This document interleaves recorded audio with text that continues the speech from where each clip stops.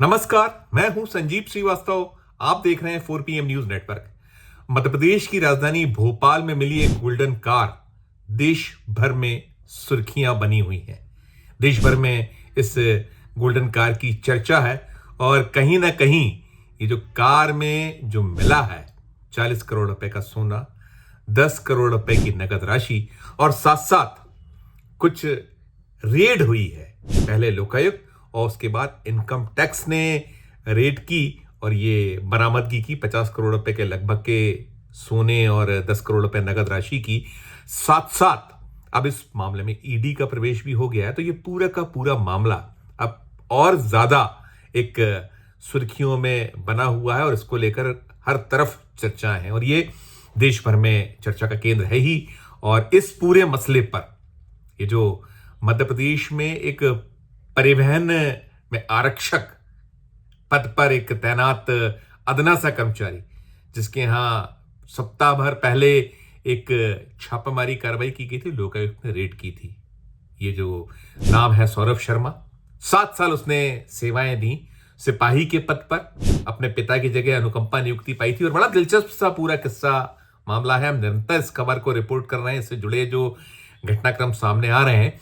तो उसमें यह रहा है कि इसको नियुक्ति मिलनी थी अपने पिता की जगह स्वास्थ्य महकमे में। स्वास्थ्य महकमे ने मना कर दिया। पिता की मृत्यु के बाद जो अनुकंपा नियुक्ति मिलती है कि हमारे यहाँ पद खाली नहीं है, तो उसे बहुत आनंद फानंद में नियुक्ति मिली परिवहन महकमे में आरक्षक पद की। और ये देखते ही देखते नियुक्ति पाने के बाद बेताज बादशाह हो गया।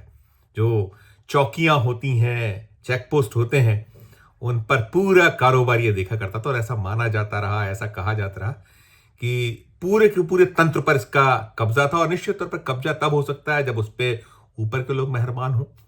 इसकी नियुक्ति शिवराज सिंह चौहान का जो कार्यकाल था, मुख्यमंत्री थे, उस दौर में हुई थी। और उस दौर के बाद इसने देखते ही देखते एक ऐसी पेठ बनाई कि ये पूरे का पूरे तंत्र को चलाने लगा। इस पे जो आरोप हैं, आक्षेप हैं, अब तो जब से रेड हुई है, बीती 19 तारीख को दिसंबर को जो बीता है अभी, तब इसके यहाँ रेड हुई थी भोपाल में। इसके पॉश इलाकों में ठिकाने वहां और भी ग्वालियर अन्य जगहों पर इसके खुद के यहाँ और इसके साथी चेतन गौर। तो इनके बाद से एक पूरा मामला सुर्खियों में था। करीब 8 करोड़ रुपए के इसके पास से कुछ नगद राशि, 250 किलो के लगभग चांदी की जो एक सिल्लियां होती हैं, ईंट होती हैं, वो सब मिली थी। और बाद में इस पूरे मामले के तार जुड़े ये गोल्डन कार जब पकड़ी गई। गोल्डन कार में जब 40 करोड़ रुपए का 52 किलो सोना, 10 करोड़ रुपए नगद राशि मिली और ये मालूम हुआ कि ये जो कार थी ये चेतन गौर की थी, जो इस मास्टरमाइंड फिलहाल में जो अभी आरंभिक जो सारी पड़ताल इसमें इनकम टैक्स से ईडी है, इसके सामने या जो लोकायुक्त की रेड थी उसमें यही माना जा रहा है। लेकिन तलाश ये हो रही कि असल मास्टरमाइंड कौन है, क्योंकि जो पूरे का पूरा गोरख धंधा ये जो परिवहन महकमा है, ना केवल मध्य प्रदेश बल्कि देश भर में ये कमाऊ विभाग माना जाता है, एक मलाईदार विभाग माना जाता है और उसको लेने की होड़ मस्ती है जो मंत्री होते हैं। तो अब ये पूरा का पूरा जब घटनाक्रम चल रहा है, इसमें छापे हो रहे हैं, इसमें संपत्तियां, अकूत दौलत बरामद हुई है और ये माना या कहा जा रहा है कि ये अकेले सौरभ शर्मा जो फरार है उसके बारे में ये निकला हुआ है कि दुबई में है। और जो एजेंसीज हैं, चाहे वो लोकायुक्त हो, ईडी है, इनकम टैक्स है, उनकी तरफ से निकल के आ रहा है कि हम उसे पकड़ लेंगे। रेड कॉर्नर नोटिस इशू करने की बात भी कहीं हो रही है, सूत्र कह रहे हैं। अभी जो आधिकारिक तौर पर बहुत आंकड़े नहीं आए, लेकिन ये जरूर आया है कि 8 करोड़ के लगभग की जो वैल्यू की इसके पास से बरामदगी हुई है, अलग अलग, चाहे वो घर कुछ रहे हो या इसके पास में नगद राशि हो, ज्वेलरी हो, अलग अलग चीजें। किसका है, क्या है, इसकी अब जांच पड़ताल चल रही है। इन सब जांच पड़ताल के बीच जो इसके सब जो कुछ मिला है, इसका बहुत बड़ी एक तादाद में निवेश से जुड़े दस्तावेज मिले हैं जिसमें सबको जोड़ा जाए। यदि जो कुछ उसके 2 घरों की सूचना आ रही है, वो बेनामी घर कहीं निकल रहे हैं या और भी जो इसके पास से बरामदगी हुई है, और भी इसके अलग अलग शहरों में, ग्वालियर में इसके कुछ घर निकल रहे हैं, इसके पिता के नाम, इसके सालों के नाम, इसके अलग अलग कुछ स्कूलों में जो फ्रेंचाइजी वहां निवेश, इसकी पत्नी, इसकी माँ, अलग अलग नामों से। तो कुल मिलाकर ये यदि इसका बाजार मूल्य देखा जाए तो 200 करोड़ रुपए के लगभग की संपत्ति निकल रही है। इसने 7 सालों में बीते 7 सालों में इसने कमाए थे। और जब शिकवे शिकायत सबका दौर शुरू हुआ तो उसने नौकरी छोड़ दी थी, वीआरएस ले लिया था। और वीआरएस के बाद ये ठाठ की जिंदगी जी रहा था, और कहीं ठाठ की जिंदगी ही इससे भारी पड़ी होगी, क्योंकि जब आप ठाठ से रहते हैं और एक बहुत फर्श से अर्श पर जब शख्स पहुंचता तो उसकी सारी तलाश बीन होती कि पीछे क्या था, आगे क्या है। और इसमें भी यही निकल रहा है कि कहीं ना कहीं जो इसके कोई संगी साथी हैं, मुखबिरी इसके खिलाफ हुई है, और सब कुछ जो है उसी के चलते ये धरा गया है, पकड़ा गया। इसके घर में खोद कर वो चांदी का एक पूरा बड़ा खेप जो उसने जमीन में गड़ा के रखा था वो मिला है, दस्तावेज बरामद हुए हैं। फिर वो कार, गोल्डन कार वहां खड़ी की गई थी, एक भोपाल में एक जो ब्यूरोक्रेट्स जहां बसते हैं उनसे लगे इलाके में कहीं वो एक फार्म हाउस पर खड़ी कार, जिसको लेकर पूरी चर्चा हुई, गोल्डन कार। तो अब इस सब मामले में राजनीति बहुत तेज है, सारा कुछ चल रहा है, और इसमें पूर्व परिवहन मंत्रियों के नाम आ रहे हैं, कहीं कहीं जो है मुख्यमंत्री रहे शिवराज सिंह चौहान को निशाने पे लिया जा रहा है। राजनीति सरगर्म है। मुख्यमंत्री जो है अभी मौजूदा मोहन यादव, उन्होंने तो इस मामले में ये कह दिया है कि किसी को बख्शा नहीं जाएगा। इस पूरे मामले में जांच पड़ताल हो रही है, एजेंसियां अपना काम कर रही हैं, और हम भी जो कुछ हो रहा है इसमें कहीं, लेकिन कुल मिला के लीपा पोती की एक स्थितियां ज्यादा बन रही हैं। विपक्ष आक्रामक है, विपक्ष ने अलग अलग मांगे की हुई है। कोई न्यायिक जांच की मांग उठा रहा है, कोई कह रहा है सिटिंग जज से, जो मध्य प्रदेश के चीफ जस्टिस हैं उनसे जांच करा ली जाए। सीबीआई जांच की मांग हो रही है। अभी ईडी के हाथों में केस है, इनकम टैक्स ने रेड की हुई है, उससे सब जुड़ा है और जांच चल रही है। अभी जो ये मशरूका पकड़ा गया है 50 करोड़ का, ये पहली नजर में साफ हो चुका है कि कहीं ना कहीं ये इसमें जो उनका साथी है, सौरभ शर्मा के साथ रहने वाला शख्स रहा है, जिसके अलग अलग बिजनेस में पार्टनर है, क्योंकि इसने सिपाही की नौकरी छोड़ने के बाद परिवहन विभाग के उसने अलग बहुत सारे अपने अलग अलग व्यापार फैलाए, कहीं होटल का बिजनेस, कहीं स्कूलिंग का काम, अलग अलग फ्रेंचाइजी लेना, बिल्डरशिप, प्रमोटर, बहुत बड़ी तादाद में जो जमीनों का खरीद फरोख्त, तमाम जगह निवेश है।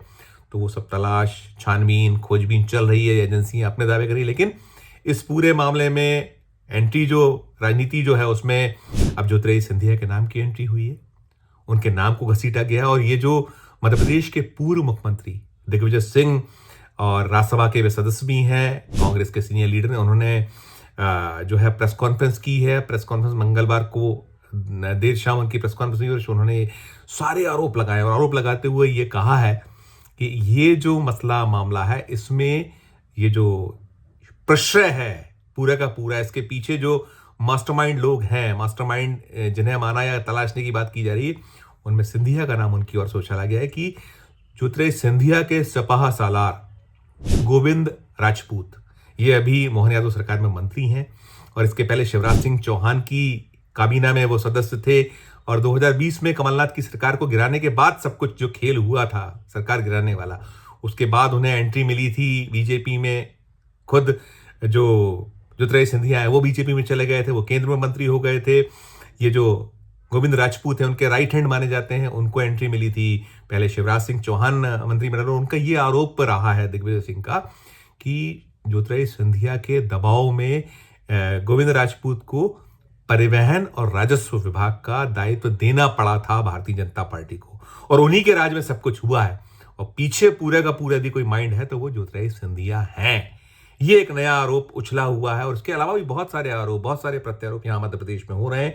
और कहीं ना कहीं जो भारतीय जनता पार्टी से जुड़े नेतागण हैं, जो ज्योतिरादित्य सिंधिया को पचा नहीं पाए हैं, बार बार कहीं ना कहीं जो आपसी टकराव होता है, चाहे वो एक बंद कमरों में हो जाए, कई बार खुलेआम दिखता है। अभी बहुत सारे ऐसे इंसिडेंट्स हुए हैं मध्य प्रदेश में, खुलकर भी साफ दिखा है जब हमने रिपोर्ट की है खबरों को कि श्योपुर जिले की विजयपुर सीट, जहां पर मोहन यादव सरकार में वन मंत्री पद संभाल रहे एक कांग्रेस से आए नेता, जिन्हें कांग्रेस छोड़ने के बाद लोकसभा चुनाव के उन्होंने कांग्रेस छोड़ा था, और फिर उसके बाद उन्हें उस एवज में मुरैना सीट को जिताने के एवज में ये माना गया था, उनको मंत्री पद मिला था मोहन यादव सरकार में। फिर उसके 6 महीने बाद उपचुनाव हुए। जो श्योपुर सीट है जिससे कि वो प्रतिनिधि रहे, लंबे वक्त तक कांग्रेस के विधायक रहे, और जो 2023 का चुनाव उन्होंने कांग्रेस का टिकट भी जीता था, लेकिन जब उपचुनाव हुए तो बुरी तरह हारे। तो ये भी लगा कि आरोप ज्योतिरादित्य सिंधिया पे कि उनके वजह से वो हारे, और तमाम आरोप प्रत्यारोप हो रहे हैं, सब कुछ चल रहा है यहाँ।